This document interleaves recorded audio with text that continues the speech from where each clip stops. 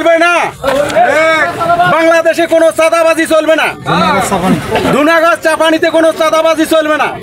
চাঁদাবাজির কথা বললে চামড়া ছিঁড়িতে হবে। নীলফামারী ডিমলা উপজেলার ঝুনাগাছ চাপানির হাটে চাঁদাবাজির অভিযোগে 6 জনের বিরুদ্ধে মামলা দায়ের করেছেন এক ব্যবসায়ী।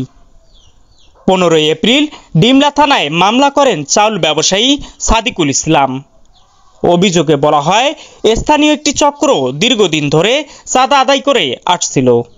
ঘটনার দিন দুপুরে অভিযুক্ত মমিনুর রহমান সাদ্দাম সহ কয়েকজন সাদিকুলের দোকানে হামলা চালিয়ে 90,000 টাকা লুট করে এবং তাকে নির্জন স্থানে আটক রেখে নির্যাতন চালায়।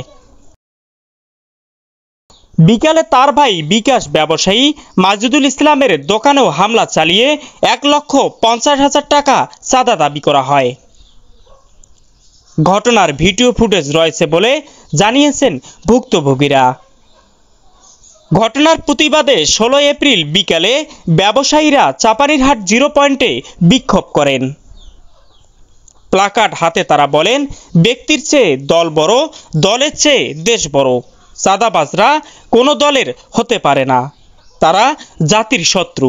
এ বিষয়ে ডিমলা থানার অফিসার ইনচার্জ সহ প্রশাসনের কর্মকর্তারা ঘটনাস্থল পরিদর্শন করে আইনগত ব্যবস্থা নেওয়ার আশ্বাস দেন।